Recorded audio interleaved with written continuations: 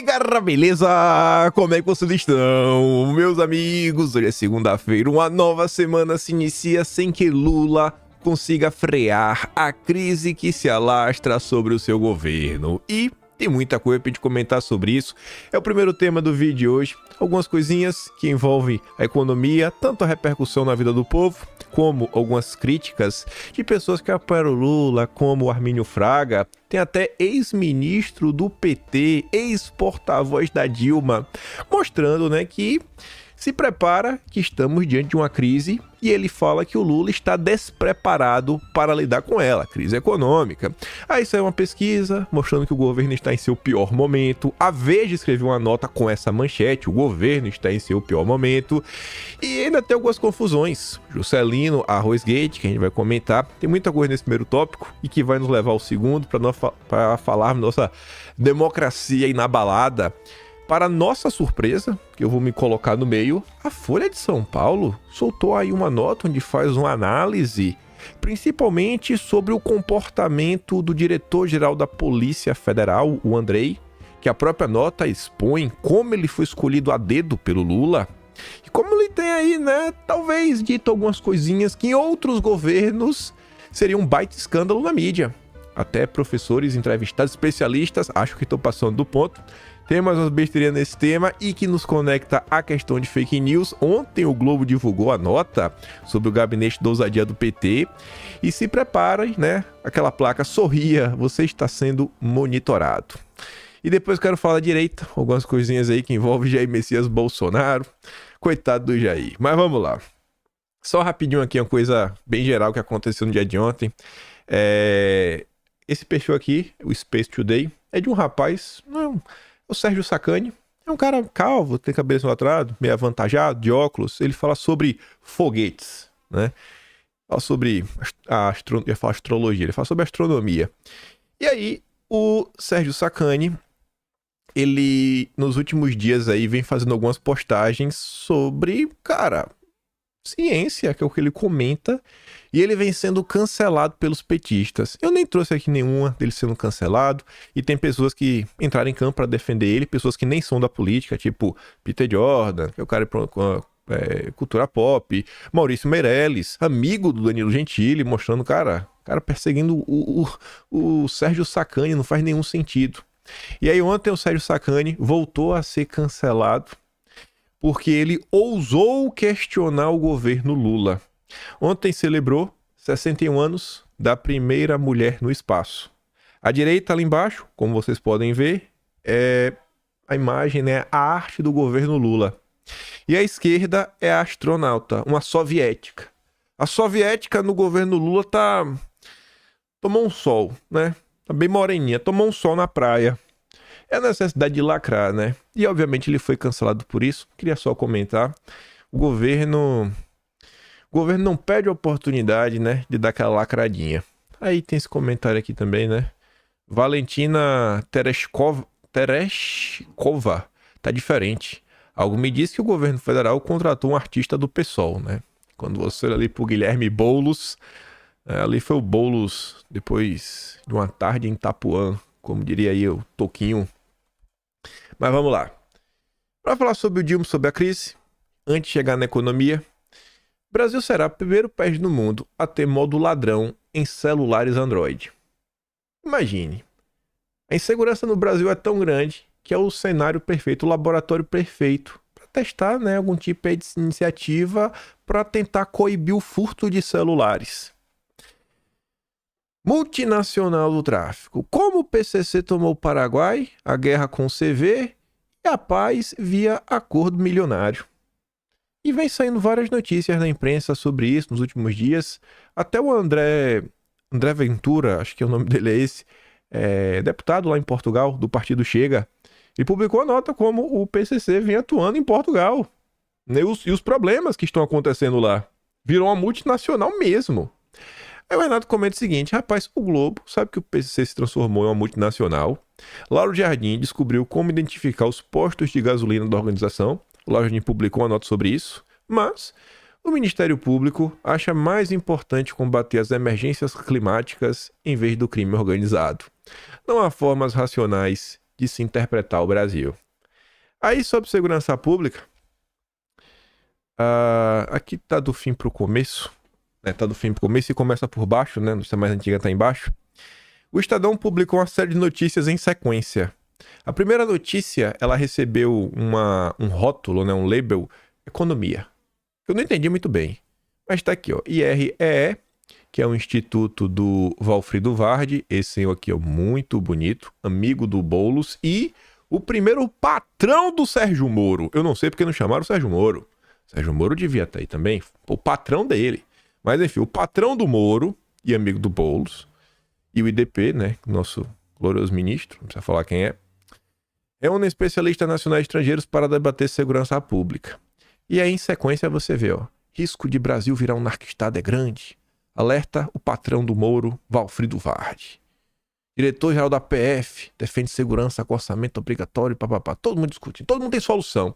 Aí é engraçado que você vê, né? Conteúdo patrocinado, conteúdo patrocinado, conteúdo patrocinado, patrocinado, patrocinado, patrocinado. Não existe política de segurança pública sem direitos dos manos, né? Afirma Silvio Almeida, que é membro do IREE.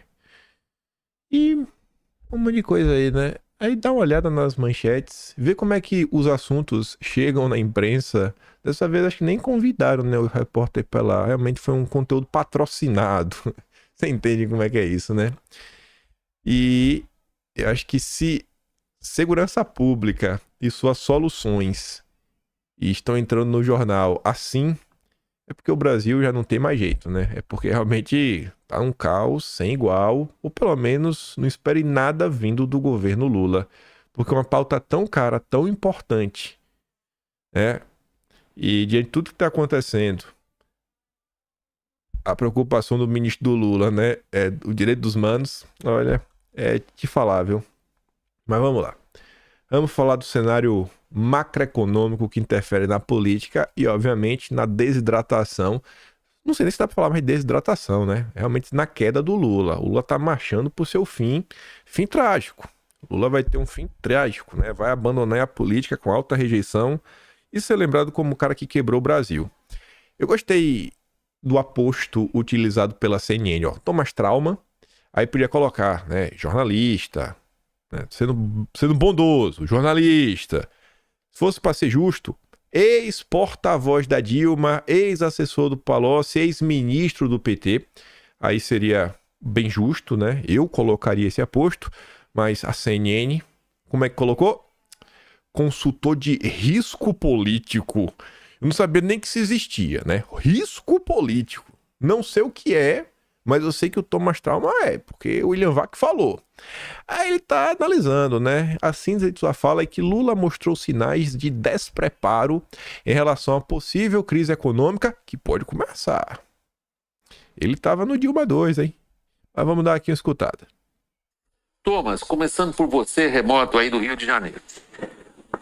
Você vê no Lula 3 qual tipo de postura diante do que eu descrevi inicialmente, apresentando o programa ao nosso público, como desafios antigos, conhecidos, mas que de repente surgem diante de nós com enorme magnitude, gravidade e urgência?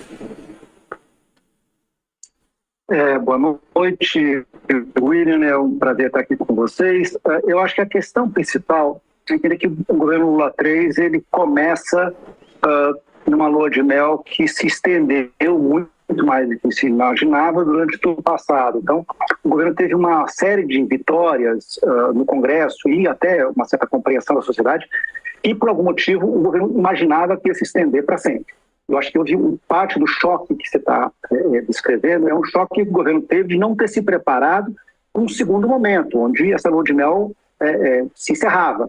Ou seja, em que você ia ter que a agenda econômica do governo, baseada especialmente na questão de arrecadação, ela ia ter um limite, e um momento em que a oposição ia se reorganizar dentro do Congresso. Então, você tem um choque que era previsível, vamos pensar assim, ou seja, devia se imaginar, o governo devia ter preparado para isso, e claramente não se preparou. E você tem um governo que, nessa semana específica, em que o dólar bateu a 5,40, o governo claramente mostrou sinais de despreparo, de como enfrentar uma crise que talvez esteja só começando. Uma crise que talvez esteja só começando, né? Que realmente foi avassalador. Achei bem curioso a parte que ele também fala, né? É porque o Lula não se preparou para quando acabasse a lua de mel. E se a gente pega e olha essa situação pelo outro lado, talvez não é o Lula que não se preparou para o fim da lua de mel. Talvez a imprensa mentiu por muito tempo. Talvez a imprensa mentiu demais. Talvez se a Globo não tivesse enganando o brasileiro, as pessoas teriam acordado mais cedo.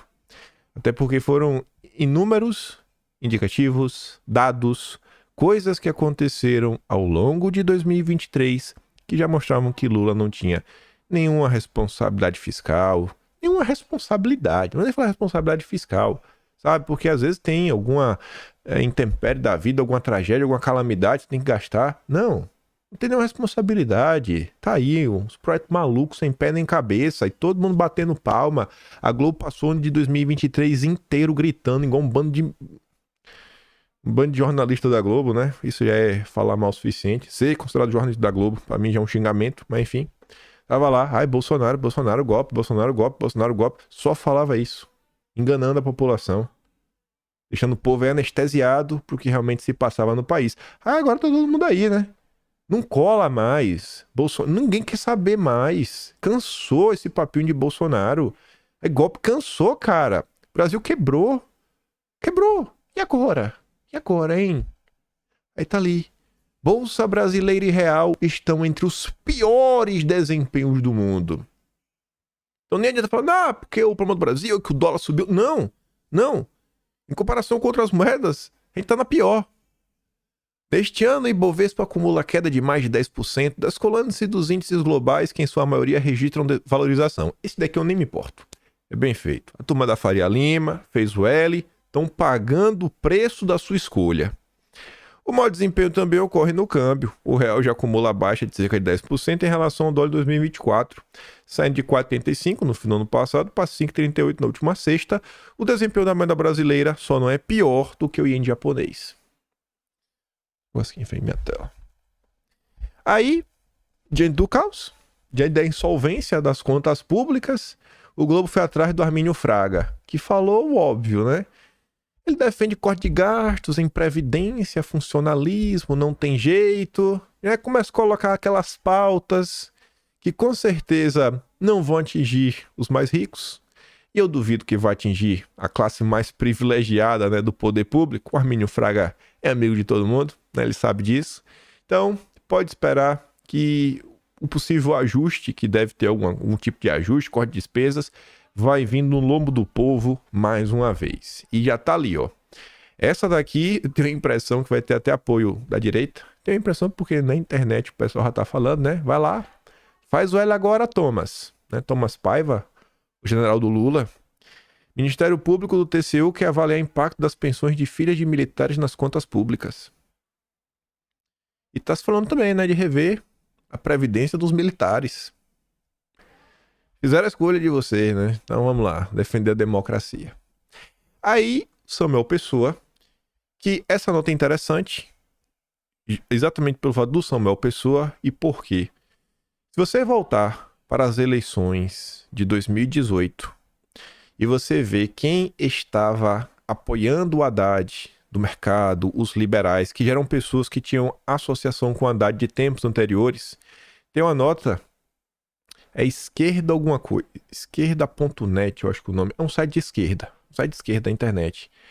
E eles, naquele tempo, 2016, 2018, eu não sei em qual mês do Atlas está isso. Se vocês pesquisarem no Atlas, vocês vão achar. Se botar o nome Samuel Pessoa, vai aparecer uma nota falando sobre isso. Samuel Pessoa, Marcos Lisboa, dentre tantos outros. Era nota da esquerda, denunciando que o Haddad era um neoliberal. Um neoliberal a serviço do mercado e dos banqueiros. A turma tava certa, né? Eu vou atrás daqui do Atlas. Espera aí, deixa eu dar um pause. Então, só para mostrar para vocês, né? Conheça os neoliberais cotados por Haddad para governo de conciliação com golpistas. 28 de setembro de 2018. De olho na aprovação do mercado, Haddad dá muitos sinais aos banqueiros e a todos os golpistas.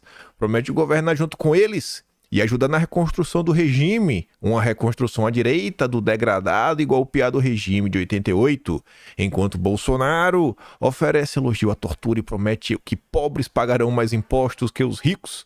O PT tenta expropriar a raiva do golpe da extrema-direita. Aos banqueiros não faltam sinais de paz e amor. Conheça quem são os interlocutores de Haddad para agradar a Bovespa e Wall Street. Aí tá aqui, ó. Um deles, Samuel Pessoa. Aí tá o Marcos Lisboa. Acho que depois fazer tipo uma mini biografia de cada uma delas. Ou seja, é o parça, o amigo do Haddad. O amigo do Haddad. E você realmente vê, né, que a turma da esquerda tava certa. Tava certa sua denúncia sobre o Haddad. Realmente, né? Neoliberal a serviço dos banqueiros. Lula 3 terá de corrigir a rota para chegar inteiro a 2026. Petista possivelmente terá de fazer algo mais estrutural na política fiscal. Ou seja, vai ter que mexer para valer. E com certeza mexer, né, no povo. Na parte que o povo assume a conta. Caiu a ficha para o mercado e para o governo de que as inconsistências do arcabouço, indexação do gasto da saúde, educação, em vez do, na receita em vez de gasto total, indexação do salário mínimo no PIB absoluto, em vez de ser em uma medida de produtiva do trabalho, inviabilizarão o regime fiscal antes do que se imaginava. Ninguém comenta sobre programas que, sei lá, né, deem subsídios para campeões nacionais. É sempre coisa que vai no lombo do povo. Além das dúvidas sobre a capacidade de funcionamento do arcabouço fiscal, as incertezas com a transição na direção do Banco Central. Já estão dando aviso. Haddad, você aí, viu? Lembra do acordo. Não vai colocar um petista maluco. Vem pra galera. Vem pro time dos liberais. Possivelmente para chegar inteira 2026, com chance de se reeleger ou eleger o seu sucessor, Lula terá de fazer algo mais estrutural na política fiscal. Mas não vai. Quanto isso daí, né? Professores decidem manter greves nas universidades federais após nova negociação. Só coloquei aqui na sequência, tá vendo, né? A turma tá querendo cortar dinheiro da educação. Tu acha que vai ter aumento para professor no governo Lula? Melhor acabar a greve, né? Porque vocês não vão ficar em greve até 2027, né? Então vamos acabar porque o Lula não vai dar nada para vocês. Vocês fizeram um L, agora vocês vão pagar o pato. Mas continuando. Haddad, na sexta-feira, foi no evento do Instituto Chupa Lula, lá do banqueiro Moreirinha, né? O ICL. E aí o Haddad mandou essa. Haddad diz que Brasil é uma encrenca, mas tem condições de ser grande. O Brasil é um negócio difícil de administrar e o encrenca. Ele participou de um painel com o ex-banqueiro e empresário Eduardo Moreira, criador do ICL. O ministro lembrou o fato que, às vezes, pessoas estão em posição de poder, não fazem a coisa certa pelo país, e que lidar com esse fato seria a parte mais difícil da vida pública. Aí o que ele diz, esse é o ponto-chave da palestra do Haddad. Estou dentro do Estado em posição de responsabilidade, não de poder. Ou seja, ele tem responsabilidades, mas ele não tem poder. O Haddad queria agradar a esquerda, mas ele não tem poder para isso. Ele é um vassalo dos banqueiros. Porque se ele não fizer o que tem que ser feito, a CIA vai dar um novo golpe no Brasil. Igual como foi aquela mesma ladainha de sempre. Os caras montaram um evento, chamaram o Haddad falar que não é hora de criticar. Não era de criticar porque a margem de manobra é muito pouca. Ele não tem poder para fazer nada. E engraçado isso. Porque o Haddad prometeu rios e fundos. O Haddad fez promessa para Febraban, né? Os banqueiros estavam com ele no final de semana. Toda a imprensa aí tá defendendo o Haddad. Mas na hora de sentar com a esquerda, não tem um poder nenhum. Não tem um poder nenhum. Na hora que senta com o banqueiro, não, eu faço, eu aconteço, e o que eu vou fazer tem o apoio do Lula. É o que o Haddad disse pro banqueiro. Eu vou fazer que o Lula vai chancelar. Aí quando vai lá na esquerda, eu não tenho poder nenhum, eu sou fraquinho. O Haddad, tá difícil, né, irmão? Aí, o Estadão hoje soltou uma nota, que não é essa, né, que é só o tweet, que explica um pouco do que tá acontecendo. Você tá observando, né? Quer dizer, quem tá observando sabe que tem algumas tretinhas, algumas brigas dentro do PT, dentro do partido, dentro do Planalto. E o Márcio Pockmann deixou isso claro com 2 tweets que eu acho que o Haddad não gostou. Um deles é esse, que ele fala o seguinte, né? Ele faz uma análise da conjectura que vivemos hoje. O fim da ordem liberal. Aí ele fala, o moinho neoliberal nas águas do neofascismo. Passado mais de um século com o fim da era inglesa, a crise do liberalismo no Ocidente foi sucedida pelo avanço das forças de extrema-direita afincadas, né, nos fascismos da vida. Ele está falando lá no início do ano de 1900. O destino do mundo estava posto diante do esgotamento da primeira onda de globalização capitalista, com explosão de conflitos pelo mundo. Desde a década de 80, o domínio crescente do receituário neoliberal aplanou a segunda onda de globalização capitalista, que tem sido acompanhada pelo maior questionamento da democracia, diante do descrédito dos governos e da crescente concentração da riqueza, privilégios e poder. O resultado disso tem sido o avanço da extrema-direita, com o impulso aos governantes destruidores da democracia de interesse do povo. Em resumo, insistir na continuidade do receituário neoliberal joga cada vez mais água no moinho fascista remodelado. O que ele está falando?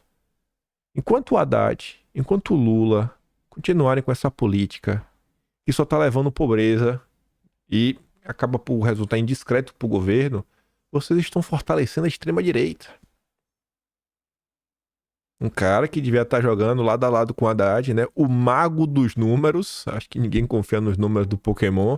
E ele tá falando, né, rapaz, ó. Esse caminho tá ruim, viu? Esse caminho aí não vai levar a gente à vitória.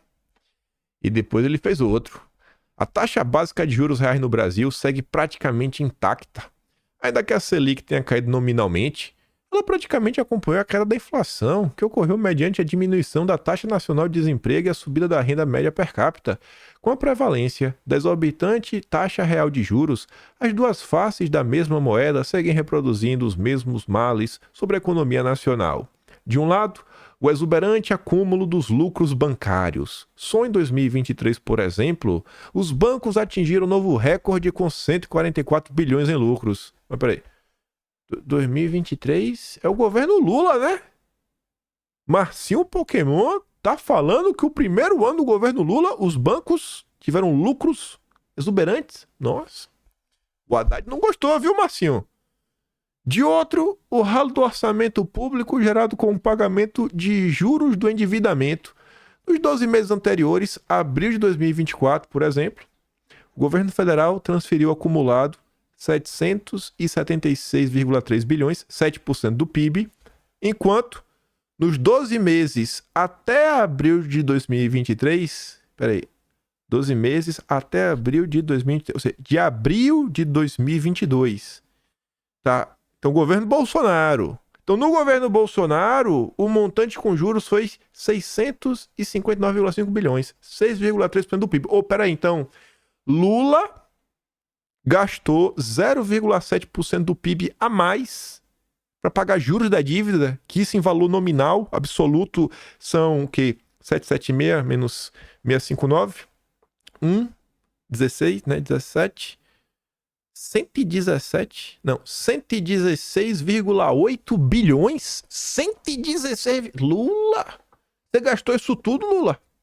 Com juros, rapaz. Nesse cenário, dificilmente pode haver superávit fiscal sustentável. Tampouco a redução do grau do endividamento público salva a destruição do setor público com aprofundamento do subdesenvolvimento da dependência externa. O Marcinho Pokémon está analisando o Brasil de Lula em relação, inclusive, ao governo Bolsonaro e está falando que é insustentável, é impossível.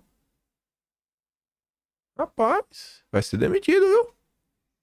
Tá ruim a coisa, né? Tá ruim. A coisa tá ruim no PT. Sobre essa questão aí de dívida, esse perfil aqui tá tudo que já falei pra vocês. Ele não é da bolha da direita. Ele postou um vídeo interessante. É um documentário, tipo como a Brasil Paralelo faz, que chama alguns especialistas, e é todo mundo da esquerda. O nome dessa mulher, se eu não me engano, o primeiro nome é Maria, começa com a letra M, e o sobrenome é Fatorelli. Ela é uma especialista pelo menos se define assim, né? A área que ela estuda, da questão da dívida pública brasileira. E ela comentou, aí ele colocou, né? Quando o Lula pagou a dívida externa. Mas tinha um Pokémon reclamando aí, né? Dos juros da dívida, como estamos pagando cada vez mais. Escuta isso aqui. A dívida continua crescente. O presidente Lula, ele não pagou a dívida externa. Há 10 anos atrás, o ex-presidente Lula foi para a televisão dizer que tinha pago, tinha resolvido toda a dívida do Brasil, que o Brasil não devia mais nada. Então isso formou uma ideia na cabeça das pessoas que o Brasil tinha ficado rico. Milionário, era o país mais rico do mundo. E hoje está aparecendo aí 2 trilhões de dívida. Você trocou uma dívida com a FMI a juros baixos por uma dívida com bancos privados a juros altíssimos. O pagamento ao FMI foi um pagamento de apenas 15,5 bilhões de dólares, que aconteceu em 2005, e foi uma operação que trouxe grandes prejuízos financeiros ao país, porque a dívida com o FMI custava apenas 4% ao ano de juros. Para pagar para o FMI, o Brasil emitiu títulos da dívida interna que custavam mais de 19% ao ano de juros. Então, foi uma operação que não trouxe nenhum benefício ao país, ao contrário. Foi uma operação que tornou a dívida ainda mais onerosa e provocou um grande desserviço político, porque iludiu ainda mais o nosso povo, afastando-o de enfrentar esse problema do sistema da dívida. Atual, né? Atual. Se o cara no vídeo tá falando, há 10 anos atrás o Lula falou isso. Sabendo que o Lula saiu em 2010. Então, no máximo, esse vídeo é de 2020. Então, na pior das hipóteses, é uma análise feita há 4 anos atrás. Na pior das hipóteses, tem 4 anos, mas acho que tem mais, né? Não lembro quando foi que saiu essa notícia lá do pagamento da dívida. Que não pagou nada. Saiu de onde de 4% para onde de 19%. Baita negócio para quem é banqueiro, né? O governo Lula realmente é um pai pros bancos, né? Não tem nem o que falar. Por outro lado, você vê como os bancos lucraram como nunca no primeiro ano do governo Lula. Do outro lado, endividamento das famílias sobe para 78,5% em abril. É o governo Lula. O pobre sempre paga a conta. Famílias mais pobres são as mais afetadas pela inflação de 2024, mostra o indicador do IPEA. Ah, de quando essa notícia? Agora. É 14. Agora. Dados divulgados nesta sexta indicam que os preços aumentaram mais. Os grupos de renda baixa ou muito baixa. Alimentos puxam alta. Não poderia ser diferente. Desaprovação a Lula vai a 47%. Igual ao pior índice da série histórica, aponta a Atlas. 51% aprova. Saiu uma notícia, mas eu já tava começando a gravar. Falei, pô, não vou ter tempo de comentar, nem vou ler pra não coisa. Mas tinha acabado de sair. Assim, atualizei a página, apareceu. Falando que o Planalto não estava muito... não é estimulado, né? Não estava muito... Não é estimulado, qual é a palavra que você usou? Não estava muito empolgado com as novas pesquisas de opinião, né? Que estão sendo feitas aí, né? Os novos trackings internos. Acho que o Lula tá percebendo, né? O fim dele como presidente, né? Como político vai ser triste. Finalmente ele vai sair, vai entrar para a história como ele é, né? Um cara que destruiu o Brasil. Um atraso de vida. Como é que deixaram colocar o Lula por 2 mandatos? Colocar o poste, a Dilma reeleger o poste e colocar o Lula de novo. Enfim. Aí o Estadão hoje escreveu um editorial.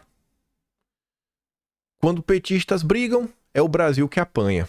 É o que eu falei pra você, né? Aí você vai entender um pouco mais do tweet do Marcinho Pokémon, que não é só o tweet. É as confusões que envolvem o Rui Costa. São coisas que aconteceram até, sei lá, desde o início do mandato. Quando o governo mal tinha começado e o Lula já queria enfiar imposto na gasolina, a Globo apoiou, Mirantão bateu palma, porque o meio ambiente agradecia, que foi a questão que Bolsonaro, né, tinha desonerado a questão do ICMS. E tá lá o Estadão, o editorial é longo, faz uma análise, mostra, ele até faz um retrospecto das correntes que juntaram o PT, fala do Joaquim Levy que assumiu a fazenda no governo Dilma, que todo mundo viu de certo espanto, mas enfim. Parece infinita a disposição do PT para sabotar os próprios governos que conquista e lidera. E o calvário enfrentado há meses pelo Haddad é a prova inconteste dessa vocação.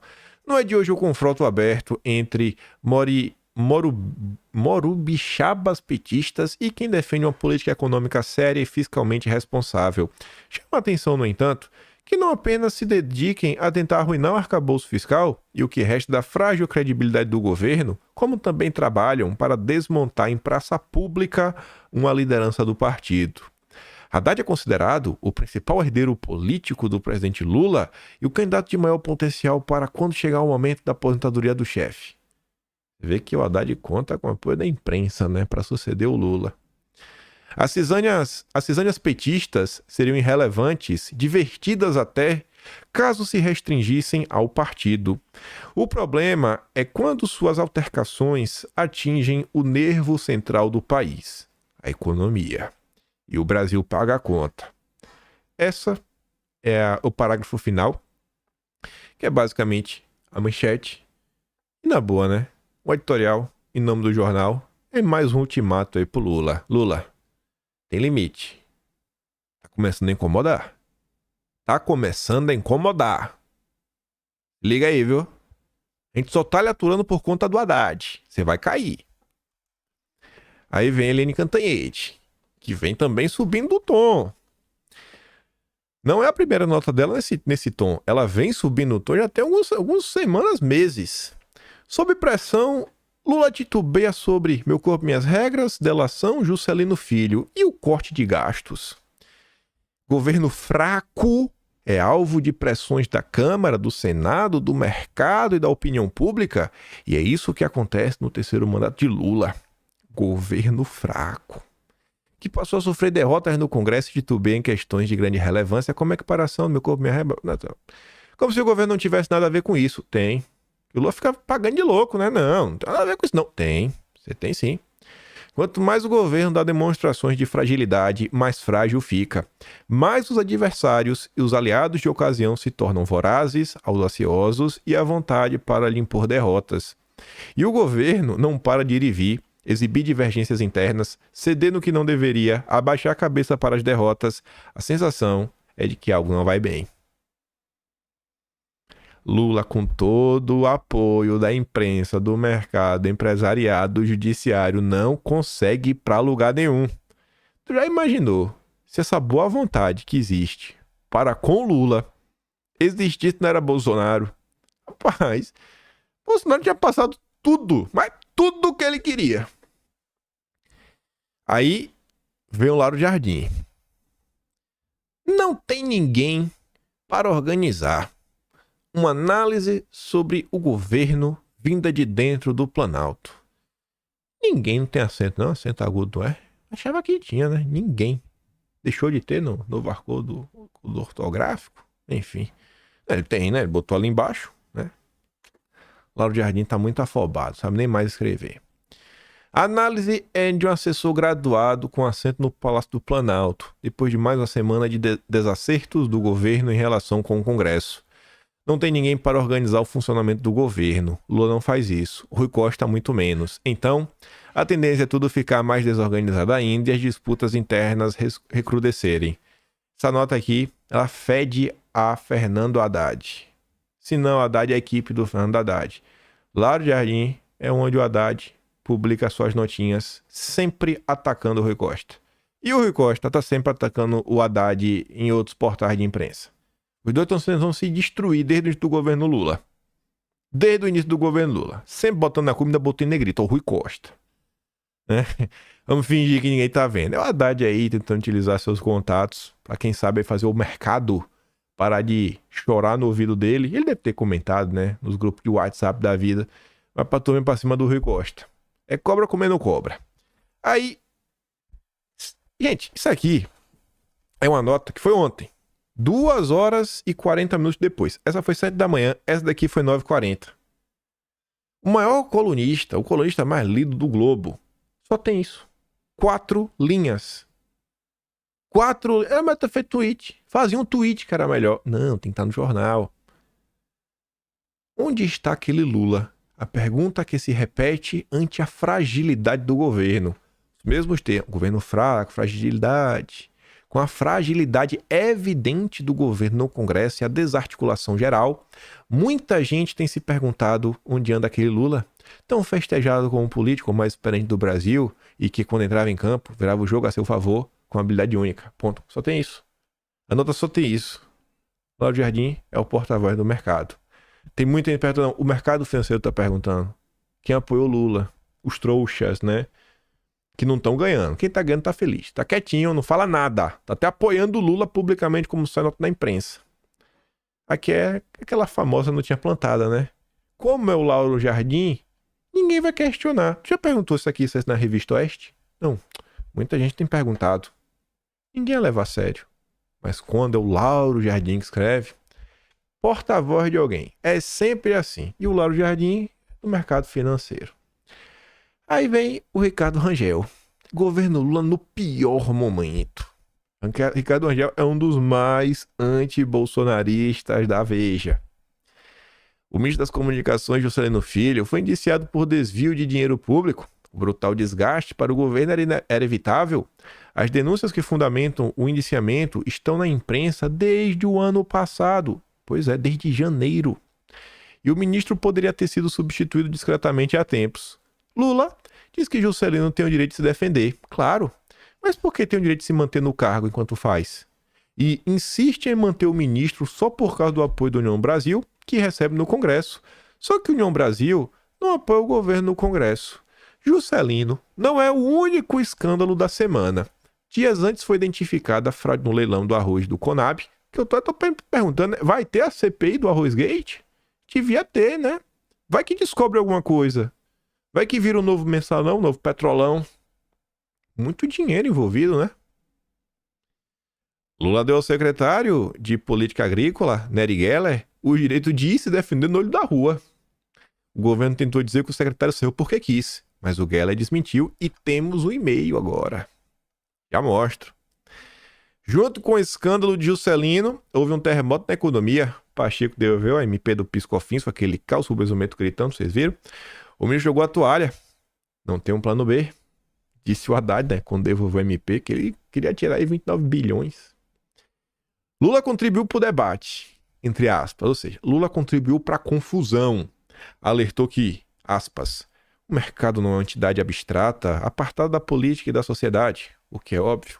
E deixou claro que não pretende cortar custos. Aí, a entidade não apartada da política e da sociedade, que é o mercado, reagiu. O dólar passou de 5,40, a bolsa caiu abaixo dos 120 mil pontos, os piores patamares desde o início do ano. Lula, apartado da confusão, embarcou no mesmo dia para uma temporada na Europa, deixando o abacaxi para Haddad, né? Um Haddad desgastado, sob intenso fogo amigo. Entendi direito, ele tá falando que Lula fugiu. Fugiu? Fugiu? Rapaz, não fale isso. O recado da entidade não abstrata foi ouvido. No dia seguinte, Haddad e Tebet, pela primeira vez, né, defendendo o corte de gastos. O problema é que isso é um apoio efetivo de Lula, o anúncio não vale de nada. Lula tem coisas mais importantes em que para pensar. Enquanto Haddad e Tebet encaravam o abacaxi, Lula defendeu a criação de um projeto de inteligência artificial do Sul Global e afirmou que a inteligência artificial é a esperteza de algumas empresas que acumulam conhecimento de todos os seres humanos. E com a acumulação desses dados, sem pagar um único centavo de dólar ao povo, conseguem fazer o que estão fazendo no mundo. Não tem como dar certo. Enquanto Lula explicava sua singular concepção do que é inteligência artificial ao mundo, o Congresso, com beneplácito do governo e apoio do PT, aprovava na surdina o medieval PL do meu corpo, minhas regras. O governo Lula se mostra leniente com a corrupção, mal articulador no Congresso, insensato na economia, incapaz de compreender a modernidade e indiferente aos direitos humanos e ainda é contraditório na pauta ambiental. Está na hora do Lula arregaçar as mangas, reunir-se com seus melhores ministros e montar um plano de governo que demonstre valores e objetivos e levar o plano a sério. O caminho atual não leva a bom termo. O governo Lula acabou. Acabou. Aí tá aqui, ó. Para, lá em cima, GM, tracinho, gabinete do ministro. Aí tá ali, ó, um monte de gente. Assunto, exoneração. Prezados, boa tarde. Acuso o recebimento do processo SEI de minha exoneração. Entretanto, tal exoneração não se deu a pedido como nela exposto. Queiro a retificação da mesma. Cordialmente, Nery Geller. Não, irmão, não pedi demissão, não. Não pedi, não vem com essa, não. Muda aí, foi vocês que me tiraram. Não ganhei o carinho que Lula dá pro Juscelino Filho. Não ganhei. Não ganhei. E aí, pra gente falar uma democracia, falar até da polícia, mais algumas coisinhas. Vejam só. Começando pelo Juscelino. Os 2 pesos e 2 medidas de Lula, né? De uma demissão no governo Lula. Lula não demitiu Juscelino, indiciado nesta semana pela PF, porque acha que ele tem o direito de se defender. Porém, ele não pensou assim ao rifar o Nery Geller na agricultura. Aí Hugo Marques relata o fantasma que assombra o ministro das comunicações do governo Lula. Eu achei essa nota aqui muito estranha, porque para mim a justiça no Brasil ela é técnica. Eu achava que a justiça no Brasil era técnica. E o Hugo Marques fala assim, ó, o ministro das comunicações, Juscelino Filho, sempre disse que a investigação que aponta ele como suspeito de desviar dinheiro dos cofres públicos tinha claro objetivos eleitoreiros. Motivo: a Polícia Federal estava subordinada ao então ministro da Justiça, Flávio Dino, adversário político de Juscelino. Em fevereiro, Dino deixou o Ministério da Justiça, foi para o Supremo. No lugar dele, tomou posse o Ricardo Lewandowski. Juscelino imaginou que a mudança resultaria no arrefecimento das investigações. Não foi o que aconteceu. Mas por que teria? Polícia técnica, independente, né? Não entendi porque o Juscelino tinha essa esperança. Aí que vem uma nota que eu não entendi nada. Não entendi nada. Nada. Artilharia do União Brasil contra o delegado que investiga Juscelino. Um partido indo para cima de um delegado. O delegado da Polícia Federal, Roberto Santos Costa, que na semana passada indiciou o ministro das Comunicações, Juscelino Filho, tem sido alvo da artilharia do União Brasil, partido do ministro. Correligionários de Juscelino têm atribuído a Roberto Santos Costa uma atuação proposital para atingir o governo Lula. E para isso, comparam-no aos investigadores da finada Lava Jato. Isso porque o delegado também tem no currículo o pedido de quebra de sigilos do Janones, também apoiador do Lula. O investigador conduz as apurações sobre a suposta rachadinha no gabinete de Janones na Câmara.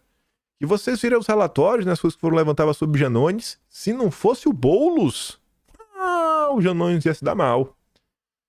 Eu acho que esse delegado, cara, pelo que saiu na imprensa, de documentos, relatórios, pareceres, aquela que envolvia Codevasf, Estrada, eu não sei se esse cara tá agindo de forma proposital para atingir o governo Lula. Muito me estranha um partido político tá falando algo assim. E me estranha ainda mais que Sérgio Fernando Moro e Kim Kataguiri, o seu nome do meio dele, estão calados. Estão calados. Cadê Moro? O homem que ia combater a corrupção está calado, Moro. O Moro não só está calado sobre o Juscelino Filho, como está calado sobre o que estão fazendo com a PF. Moro, faça alguma coisa. Aí eu fui até olhar para não ser injusto, né? Fui olhar para não ser injusto. Fui lá no Twitter, coloquei Kim Kataguiri. Ele adora falar sobre tudo. Ele é um tudólogo. Ele não aguenta ver uma coisa que ele já grava um vídeo. Já grava um vídeo, bota uma letrona grandona, gritaria pra tudo, lacração atrás de lacração. Mas não tem nada sobre o Juscelino Filho. O único tweet que tem a palavra Juscelino Filho, aparentemente é uma lista dos, não sei nem se dos eleitos, do que é, alguém que assinou alguma coisa, é de 29 de junho de 2021. De 21 pra cá não tem nada do Kataguiri. Kataguiri, você que adora combater a corrupção, irmão. Cadê, cara? Fala alguma coisa. Vocês da direita sensata do MBL. E Sérgio Moro? Sérgio Moro nunca falou nada. Não há resultados, né? Para From, né? Apenas da conta SF_Moro, que é do Moro, do Celino Filho. E aí? O combate à corrupção só vale o quê? Quando não é o coleguinha, né? Quando é o amigo do partido. O Moro tem algum cargo na Secretaria da Comunicação? Né? Não escura não. No Ministério das Comunicações? O MBL tem algum cargo? Por que vocês não falam? Rapaz, se fosse alguém do PL envolvido numa parada dessa, até, sei lá, Laurinha, o povo tava cobrando na rede social. Só pode cobrar Bolsonaro. É só Bolsonaro que pode ser cobrado. Não pode cobrar o Moro, não pode cobrar... Não pode cobrar, tem que unir a direita. Rapaz, tão caladinhos. Olha, Bocapio não fala nada. E aí, Sergião Fofocas, concedeu entrevista pra Mônica Bergamo, Serginho Moro. Moro diz que a corte deve agir com autorrestrição e que excesso para defender a democracia já não se justifica. Aí eu fui ler a entrevista, né? Só vou trazer um comentário. E aí eu pergunto pra vocês o quão sensato ele é. Ele é muito sensato, né? Só sendo um sensato. Moro não é da direita chucra de jeito nenhum. O que passou por sua cabeça quando viu Lula subindo a rampa do Palácio do Planalto novamente como presidente? Aí o Moro respondeu: não me considero inimigo pessoal dele, de maneira nenhuma. Não sei qual é o sentimento dele, evidentemente. Ninguém manda alguém para a cadeia feliz, pelo contrário. Mas era o nosso dever legal, como juiz da Lava Jato, apliquei a lei. Tá, Moro, mas tá perguntando como é que tu se sentiu quando tu viu o Lula subir na rampa. Não precisa pedir desculpa por ter prendido o Lula, não, Moro. Eu acho, né? Que se o Moro tivesse convicção no que ele fez, que as provas mostravam isso, eu acho que o sentimento que ele devia ter foi o seguinte: rapaz, eu me senti mal. Tive o sentimento que o Brasil não aprende com seus erros. Foi isso que eu me senti. Vendo o osso, é como se o Brasil não conseguisse aprender. Como se insistisse nos mesmos erros de sempre. É o que eu esperava. O nosso grande herói que combate a corrupção. Mas nem isso ele consegue falar. Diante de tudo que o PT fez, diante de tudo que foi exposto, se o Moro realmente acha que ela vai deixar um legado, pô, ele deveria defender esse legado, né? Mas não, botou o rabinho. Não foi, desculpa. Ô, Lula, não sou teu inimigo, não. Muito sensato, cara. Muito sensato. Aí é outro assunto que eu acho que o Moro também não vai comentar, né? O Moro que saiu do governo Bolsonaro acusando o Bolsonaro de interferir na PF, fazer isso, fazer aquilo, outro, aquele escarcéu gigantesco. Aí agora é a vez da imprensa aparecer falando, ó, declarações de chefe da PF sobre investigações em curso viram praxe sob Lula. Ué, não era Bolsonaro que era o problema? A PF de Bolsonaro que foi aparelhada? Rapaz, as entrevistas do diretor-geral da PF, o Andrei, sobre investigações em andamento sob sigilo se tornaram frequentes no governo Lula. Em algumas situações, o chefe da corporação antecipa avaliações jurídicas sobre trabalhos ainda sem conclusão, dizendo já está certo que há provas vão apontando crimes em inquéritos que ainda estão em andamento. Em outro momento, anunciou a estratégia da investigação como supostas colaborações que estariam sendo negociadas, no caso conhecido como a BIM paralela. Normalmente, esses comentários tratam de inquéritos cujo resultado tem interesse direto do governo Lula ou dos aliados do Lula. Quando os inquéritos vão pra cima dos inimigos do Lula, ó, é porradeiro. É brabo, é tipo o Moro combatendo a corrupção. É brabo. Agora, quando o inquérito constrangem a gestão federal, tipo do Juscelino, aí ele é mais discreto. É tipo o Moro. Como o Juscelino do partido, ele fica quieto. Aí não é brabo também. Andrei foi chefe de segurança da campanha de Lula e uma escolha pessoal do presidente para comandar a PF, o que em outros governos foi alvo de críticas e questionamentos. É, Ramagem? Você lembra disso, né? O que fizeram com o senhor? Essa gente é uma coisa assim, eu fico de cara. A Folha de São Paulo, ela tava jogando pedra. O governo Bolsonaro, a galera era tipo lobisomem, né? Miserável, lua cheia. Agora, nossa, é no máximo um gato siamês. Procurada pela reportagem, a PF respondeu por meio de nota que as informações compartilhadas pelo diretor-geral são de domínio público ou, eu gostei dessa, selecionadas de forma responsável. Selecionamos aqui. Os comentários sobre inquéritos em tramitação destoam da prática de gestões anteriores na PF de diferentes governos, da esquerda à direita. No passado, em entrevistas sobre resultado de apurações que estão sob o comando de delegados que têm autonomia funcional, já causaram problemas à chefia da PF.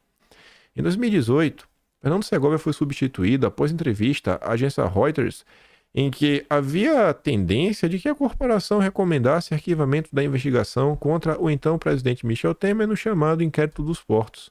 Segovia afirmou que as investigações não comprovaram que houve pagamento de propinas, como se suspeitava. À época, o ministro Luiz Roberto Barroso intimou o diretor-geral a prestar esclarecimentos sobre suas falas e disse que elas eram impróprias pela possibilidade de significar interferência nos trabalhos em andamento. Um ala da corporação tem criticado a atuação de Andrei sob o argumento de que declarações deixam a polícia mais exposta e prejudicam a imagem de autonomia em relação ao governo federal que a PF deve resguardar. A gestão de Andrei foi também criticada pelo Arthur Lira sobre o que o Olagano considerou vazamento de informações. Só não tem críticas de vazamento de informações de Bolsonaro, mas tem do Lira. Eles vão dando exemplos, né, de outros governos, mas assim, o que faz contra Bolsonaro, vamos fingir que nada errado aconteceu. Nada errado aconteceu. Porém, delegados próximos, os parce, os amigos, todos, defendem o diretor-geral. Defendem. Dizem que ele não se intromete no trabalho dos investigadores e que o seu comportamento ajuda a corporação a vencer a batalha de narrativa contra aliados de Bolsonaro, que acusam a parte da polícia de perseguição. Não tem, realmente, não tem perseguição nenhuma. Advogados e professores de direito penal questionam a conduta do diretor-geral e afirmam que as exposições contaminam os trabalhos dos policiais e podem deslegitimar as investigações. Um dos exemplos recentes foi a fala do diretor-geral foram feitas em entrevistas a jornalistas. A Folha também estava presente no último dia 11, no qual ele disse que a polícia descobriu, em investigação que mira Bolsonaro, uma nova joia que foi negociada nos Estados Unidos. Na mesma ocasião, ele afirmou que investigadores negociam colaborações premiadas na apuração sobre a existência, né, de uma BIM paralela. Em janeiro, ele falou para a Globo News que a espionagem da BIM monitorou 30 mil pessoas clandestinamente durante a gestão do ex-presidente. A professora de Direito Penal da FGV, Raquel Scalcon, diz que, como uma norma constitucional prevê que o investigado ou acusado deva ser tratado como inocente, aspas, quando temos uma manifestação pública que trata o inquérito quase como uma confissão de culpa, é uma violação a essa regra. O grande problema é que se está mitigando a possibilidade dessa pessoa exercer uma defesa plena. Ela diz que, ainda que não tenha a gravidade de um vazamento, chama a atenção que a polícia entenda que isso seja legítimo, tanto que está fazendo de forma aberta.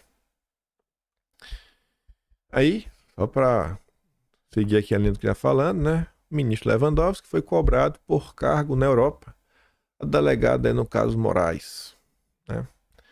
Coronel Meira do PL protocolou um requerimento para entender aí, né, se tem alguma coisinha que foi promovido, questão do aeroporto de Roma, o cara que reabriu o coisa.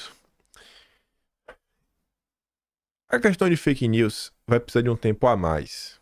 É o da Globo. Que tem umas coisinhas para falar que rolou na internet. Vou comentar sobre isso amanhã. Pega nessa linha que a gente falou aí do que saiu na imprensa, na Globo, a Folha aí, né? Acho que tem a ver com o Bolsonaro, tudo também. Ontem, a Veja divulgou o seguinte, né? Que a corte lá de cima vai monitorar redes sociais e rastrear usuários. Sorria, você está sendo filmado. Enfim, a turma lá, eu vou começar a chamar de a turma lá. A turma lá, né? Ó a galera. Quando for em termos genéricos, já sabe de quem a gente não está falando, de quem a gente não fala. Anunciou a abertura de uma licitação para contratar uma empresa que será encarregada de monitorar as redes sociais sobre conteúdos que envolvam eles. A iniciativa surge no momento em que eles vêm intensificando ano a ano o combate à disseminação de notícias falsas e ataques, né, que sofrem na internet. Eles querem saber tudo o que se fala sobre eles nas redes sociais. A empresa que vencer a licitação fará um acompanhamento ininterrupto. Facebook, Twitter, YouTube, Instagram, TikTok, LinkedIn, Flickr. O trabalho envolverá ainda a análise da imagem deles, a identificação de assuntos relevantes abordados pelos usuários e a classificação do material, saber quem é do bem e quem é do mal. A empresa também terá a responsabilidade de identificar quem são as pessoas que estão compartilhando os conteúdos, especialmente os autores de menções negativas. Destaque aí quem está reclamando. Destaca aí. Enfim, no edital ainda diz que a empresa a ser contratada utilize uma ferramenta específica no trabalho de monitoramento. Ela precisa ser capaz de identificar públicos, formadores de opinião, discursos adotados, georreferenciamento da origem das postagens, bem como avaliar a influência dos públicos, dos padrões das mensagens e de eventuais ações organizadas na web. E aí eles vão receber relatórios com balanços diários, semanais e mensais, identificando os formadores de opinião que debateram assuntos relacionados a eles, com análise de seu posicionamento e sua capacidade de repercussão. O trabalho deve conter ainda uma avaliação geral do impacto da mobilização em torno de temas relacionados à corte, com a avaliação de seus reflexos na opinião pública. E aí, para encerrar, não é para encerrar o vídeo não, encerrar a matéria. Além dos dados preciosos sobre a imagem deles no universo digital, a ferramenta deve inibir a difusão de ameaças. Os dados colhidos, se for o caso, poderão ser compartilhados com a PF. Já vai direto para a PF o relatório. Fique ligeiro não, você vê, para você ver. Aí, tinha um assunto que eu não ia comentar, mas como só essa... Eu já ia comentar sobre essa nota, e aí eu vi um caso que eu acho que é bem marcante, bem simbólico. E aí, para mostrar que eu não é treta nem nada, então, quem é ali? Nem sei quem é ali, nem sei quem é. Mas enfim, o Carlos Bolsonaro fez o seguinte tweet, anteontem. Soltem Felipe Martins, parem com essa desumanidade. Eu curti e compartilhei. Aí uma pessoa que eu creio que vocês conhecem falou o seguinte: que tal apoiar uma manifestação contra... Aí utiliza uma palavra, né? Enfim. E o colocou na prisão. Ah não, espere. Eu comentei, acho que sábado, né? Sobre a questão aí do Carlos Bolsonaro. Eu falei, na minha concepção, acho que as pessoas não estão querendo entender. O Carlos, eu não acho que ele fez um comentário contra nenhum tipo de manifestação. Ele teve uma que ele escreveu o negócio lá, né? Jura? E só ficou por isso mesmo. Mas enfim, quem sou eu aí pra bater o martelo? Aí, por que eu trouxe isso daí? Não é pra mostrar, não é pra martelar essa tecla nem nada. Enfim. Outro perfil, esqueci de colocar o negócio ali, enfim. Outro perfil compartilhou a postagem, e aqui é onde eu quero me centrar. É nesse perfil aqui, esse perfil de azul. É nesse perfil de azul. Compartilhou a postagem anterior. O perfil em azul, isso aí é uma pessoa comum mesmo. Vocês não vão saber que é um perfil pequeno no Twitter. Perfil pequeno mesmo. Ele compartilhou a postagem e ele fala assim, ó. Enquadrou o Carluxo. E aí, Carlos Bolsonaro? Vai ter uma grande manifestação contra a corte? contra o Lula? Ou não tem pressa, já que os presos políticos não são vocês? Aí um rapaz chamado Max respondeu assim, ó. Pô, falar longe é fácil e tudo mais. Eu falei, quero ver vir na manifestação. Aí o mesmo perfil azul. Eu quero focar no perfil azul. Só isso. Vocês vão entender onde eu vou querer chegar. Ele não pode, porque ele não fez acordo igual a Bolsonaro fez. Bom, então assim, ó. Se quem não fez o acordo não pode, quem fez acordo pode. Qual a lógica disso? Porque assim, se ele tá falando que Bolsonaro tem um acordo com o judiciário, então obviamente Bolsonaro não pode fazer manifestação, então não tem nem pra que cobrar. Aí o cara fala assim, pô, falar protegido, né? Até eu falo, ser residência francesa nos Estados Unidos é fácil. Né? Enfim, não resolve nada. Aí volta o perfil azul. Por que o Bozo não vai para os Estados Unidos e começa a denunciar a ditadura de lá? Seria mais digno do que anestesiar o povo por aqui. E aí, antes de eu passar, eu sabia que eu não tinha apagado o nome do perfil. Me dá aqui um segundo. Peguei o... Pera aí, já descobri quem era. Esse perfil azul. Aí vocês vão entender. Vocês vão entender onde eu quero chegar. Por que o Bozo não vai para os Estados Unidos e começa a denunciar a ditadura de lá? Seria mais digno que anestesiar o povo por aqui. Aí tá ali, ó. É o mesmo perfil azul. O mesmo perfil. Perfil pequeno. Perfil pequeno mesmo. Não deve ter nem 2.000 seguidores. Pra vocês entenderem a lógica das coisas no Brasil. Após falar que Carlos Bolsonaro tomou enquadro e sugerir que Bolsonaro fechou um acordão, esse perfil compartilhou essa notícia que a gente acabou de comentar, tá vendo ali, né? Vai monitorar redes sociais e rastrear usuários. O cerco fechou. Vão começar a distribuir multas aleatórias para intimidar qualquer pessoa que falar deles. Talvez eu exclua meu perfil em alguns dias. Tu entende como são as coisas? Tu entende como são as coisas? Eu não consigo entender, cara. E na sequência, como é que tu aponta o dedo pra alguém e vai falar, Bolsonaro, você é isso, você é aquilo outro, etc, tudo mais, pipipi, pei. Aí, cara, não dá 2 horas. Eu acho que eu vou fechar meu perfil, vou fechar minha conta. E é um perfil que não tem a foto da pessoa, nem a foto, nem o nome. Porque assim, quando o cara mostra o rosto, pelo menos, tá fazendo uma crítica, tudo bem, cara. Eu nem levo a sério essa questão. Mas o cara não mora no Brasil. Pô, mas mesmo sem morar no Brasil, vocês estão vendo aí que tem gente que tá sofrendo retaliações mesmo sem morar no Brasil. Por quê? Porque você sabe quem é. Agora, esse daqui é um perfil anônimo. É um perfil anônimo. E o cara quer, não, vá, faz isso, acontece, etc, tudo mais. Mas na hora de ir, aí eu vou excluir o meu perfil. Sabe? O cenário que se desenhou é o seguinte. Bolsonaro, você pode criticar, você pode escorraçar, você pode falar que tem um acordão, Bolsonaro, isso aí vale tudo. Ninguém vai chegar pra você e falar, não, vamos unir a direita, é isso aí, mas não vai ter uma briga, mas não vai ter o papo de unir a direita.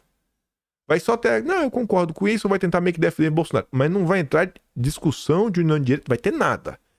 Experimente falar de qualquer outra pessoa. Aí tu vai ver a união da direita aparecer a galope no Pegasus soltando meteoros. Aí tu vai ver o meteoro de Pegasus chegando da união da direita. Mas Bolsonaro pode escorraçar. Aí eu fico de cara. Porque assim, vendo os perfis, como esse menino tava falando, fez acordando, isso aqui, aquilo outro. Olha o Bozo ir pros Estados Unidos e denunciar de lá. Como se... Sabe, não é boa, gente. Vocês realmente acham? Pessoal, de coração, vocês acham que vai ser uma manifestação que vai salvar o Brasil? Não tô falando que não ajuda. Mas agora a gente vai botar 1 milhão de pessoas. Agora vai. Eu acho que não, viu? Me perdoa.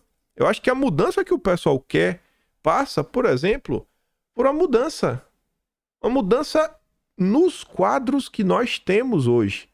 E não é sair os deputados que nós temos, é manter os deputados que nós temos e conseguir mais deputados, mais gente para falar, não, cara, a gente tem mais gente agora para nos ajudar. A gente tem mais gente aí dentro da direita, que vai vir aí, que vai, entrar para somar. Aí você consegue avançar com alguns tipos de assunto, porque avançar só com o pessoal que a gente tem no presente momento, o Congresso é o mesmo. Não vai mudar. E com o Congresso que tá aí, acho que já deu pra perceber que não vai ter muita mudança. Enfim, aí a gente vai ter eleição agora, 2024. A gente vai ter eleição em 2026. Vocês querem tentar me convencer que Bolsonaro passear pelo Brasil, ir num lugar e em outro, no mínimo, ele já não tá ajudando a reduzir a força da esquerda? Que eu acho que a maior parte dos candidatos que Bolsonaro vai apoiar, assim, o PT não ajuda. Porque a tese da união da direita é: temos que tirar o PT. É a coisa mais importante do momento, tirar o PT. A todo custo, tem que tirar o PT a todo custo. Tá, beleza. Eu acho que Bolsonaro tá ajudando isso daí. E o que ele vem fazendo também, trabalho, você olha, eleição para a presidência da Câmara. Arthur Lira já se encontrou com Bolsonaro 2 ou 3 vezes. A própria imprensa colocou, pô, ele tá aí na mesa, a questão da anistia, a questão disso, a questão daquilo outro. O projeto de anistia já foi sorteado o relator, tá andando na CCJ, caiu na mão, inclusive, de um relator que é jurista, do Dedo União Brasil, que é a partir do Almar, possível sucessor do Lira, é um cara mais à direita, bem mais à direita, falou, o Bolsonaro falou que não é pra botar o nome dele no meio. Sério, gente, é passar pano. É assim, e olha que não tô nem forçando a barra numa conjectura xadrez 4D. Não é que Bolsonaro vai salvar a direita, mas a gente não pode viver em duas posições, que o Bolsonaro é um vendido, ele se vendeu pro sistema, etc, tudo mais, acordando, e também não pode ser que, ele é sei lá, o cavalo Pegasus. Não, pode ter um meio termo. O arrancou máximo é isso. Eu prefiro, se for pra ter algum lado, o teu lado é o cavalo Pegasus. Mas mesmo assim, sabe, é um rancor que eu vejo hoje assim no coração das pessoas, é sempre tentando enxergar o pior. Como se fosse, não faz nada, é um inútil, não faz nada. O Bozo, vai pros Estados Unidos, o Bozo, fica lá. Denuncie de lá. Seja igual o Monark. O Monark tá lá denunciando, né? Mostrando toda a sua força. Não vou me calar. Toda vez que eu vejo alguém falando, não vou me calar, eu já falei, já tá calado. Dá uns 6 meses aí pra ver. O não vão me calar. Ninguém conseguiu ficar de pé. Ninguém. E o homem tá aí. Fala o que for. Tá aí, tá rodando, tá elegendo gente. Ele quer aproveitar as eleições municipais em outubro para apresentar o partido ao eleitor nordestino. É importante. Tentar eleger uns deputados de direita no Nordeste. Deixar de eleger os do Centrão. Aí eu acho que vai ter uma mudança mais palpável. Não palpável, né? Mais consistente, né? Em consonância aí do que a grande parte da turma da direita espera. Eu acho que a grande mudança vem pela eleição. E não é a eleição ao presidente da República também. Mas tem que ter, gente, uma base no legislativo. Tem alguns movimentos que só irão ocorrer com uma ampla base legislativa. Aí o cara chamando o Bolsonaro de Bozo. O Bozo, foge, Bozo. Vai para os Estados Unidos. Aí, cara, não deu 2 horas. Eu vou excluir o meu perfil. O anônimo vai excluir o perfil. Ai, meu Deus. Essa notícia aqui é boa e ao mesmo tempo triste. É triste ter que ler isso. Isso deveria ser óbvio. E normalmente o óbvio não precisa ser dito. Mas o óbvio não é tão óbvio assim. Parabéns pro Valdemar que falou o óbvio. Infelizmente, Valdemar precisou falar o óbvio. Quem decidirá o candidato de 2026 é Bolsonaro, diz Valdemar. Ele afirmou ainda que Bolsonaro é quem tem os votos e que a sigla, segundo ele, é a maior do país, deve isso a ele. Nós queremos o Bolsonaro, candidato a presidente do Brasil pelo PL. Agora, se ele não for, quem decide quem vai ser o candidato é o Bolsonaro. Quem decide quem vai ser o vice é o Bolsonaro. Nós devemos isso a ele. É ele quem tem os votos. Eu acho que eu também tenho dívida de gratidão com o Bolsonaro. Tem uma dívida? Não é pra falar assim, quando o Bolsonaro compartilhou meu canal, eu já tinha, acho que mais de 500 mil de inscritos. Já tinha mais de 500 mil de inscritos. Só que eu acho que esse movimento de direita que tá aí, as pessoas que, acompanham as redes sociais, seguem, etc, tudo mais, esse clamor, essa audiência que foi criada, cara, eu acho que essa audiência existe pela existência de Bolsonaro em si. A gente sempre teve, nunca o povo disse? Não, sempre teve uma direita no Brasil, etc. Sempre teve. Mas conseguir mover tanta gente e conseguir gerar uma certa unidade num cenário que tanta gente aí fica, né, brigando um com o outro, pô, acho que Bolsonaro tem um papel gigantesco nisso. Acho que se não fosse Bolsonaro, grande parte das pessoas que acompanham a política hoje iam estar acompanhando Ana Maria Braga e vendo o jogo do Corinthians no final de semana. É o que eu acho. E por causa disso, eu ainda acho que um dos maiores legais de Bolsonaro ajudar a ter acordado parte da população pro Brasil. Eu acho que, cara, me sinto em débito pro resto dos dias. Não é só esse ano, não. Não é 2017, não é pro resto dos dias. Resto dos dias. Tem um pouco de gratidão. Bolsonaro diz apostar no TSE para disputar a eleição em 26, mas lista de obstáculos é enorme. A Folha falou que pelo menos 3 pessoas ouviram de Bolsonaro que ele aposta em recursos no TSE para reaver o direito de ser candidato em 26, que vai estar uma composição diferente, né? Entre os mais otimistas, há uma avaliação de que o apoio popular do ex-presidente imporá uma mudança de tom na política e no judiciário, facilitando uma eventual reviravolta em sua situação. Eles dizem acreditar que o mesmo Supremo ficará gradualmente mais acuado diante da pressão do Congresso e de parte da sociedade civil, que vem ampliando críticas aos inquéritos. Outro fator de mudança, a possível vitória do Trump. Uma ala de interlocutores do ex-presidente menos otimista vê com ceticismo uma mudança de cenário tão expressiva que garanta ele uma reversão de sua inelegibilidade. Mas tem gente que vê. O que vai ser, eu não sei. Eu sei que, em paralelo a isso, a gente tem que dar um up aí nessa direita. Não sou a favor de, temos que... A ideia já tá unido, o que tem que unir já tá unida, etc, tudo mais. A questão ali anterior, acho que deu pra entender, não é sobre fulano, ciclano, beltrano, é só o pensamento, às vezes, que tá na sociedade, né? Não é o cara que enquadrou o Carlos Bolsonaro, mas o perfil que falou, vai Bozo, foja e denuncie. E aí o cara, um anônimo, não vou excluir meu perfil. Porque, cara, críticas são críticas. Eu não tenho nenhum problema com crítica. Fala o que quiser. Só não seja a favor de perseguição. Tá de boa. Só não seja a favor de perseguição. Tá de boa. E nem seja amigo de perseguidores. Tirando isso, tá de boa, velho. Tá de boa na lagoa. Agora, você ser anônimo e tá com medo e vai apagar o perfil e você fala, Bolsonaro, se joga. É uma baita incoerência, né? Mas tudo bem. Acho que vocês entenderam qual era a mensagem que eu queria comentar. Não vai ser motoboy de treta não, viu? Pelo amor de Deus. Deu pra entender. Enfim. Vou mandar o vídeo do Trauma e da turma lá da esquerda falando sobre o que aquilo lá fez na questão da dívida externa lá no Telegram. E se gosta do meu trabalho, quer ajudar um tiquinho mais, pode estar no canal. Tem um botão de valeu. Tem um Patreon na descrição e tem um Atlas brasileiro, Kim.com.br. Eu falei no vídeo, tava tudo bonitinho, só que faltou luz, lembrei. Faltou luz de noite. Assim que terminei de gravar, e quando a luz voltou, eu só fiz o vídeo, etc. A história começou a chorar, eu fui lá pra cima. Aí eu só lembrei de colocar a versão bonitinha do Atlas, era meio-dia, acho, no Brasil. Então, quem olhou cedo não achou, me perdoem. Mas de meio-dia em diante, agora tá lá tudo bonitinho, tudo conformando o figurino. Agora tá 100% certo. E é isso. Amanhã eu tô de volta. Fui!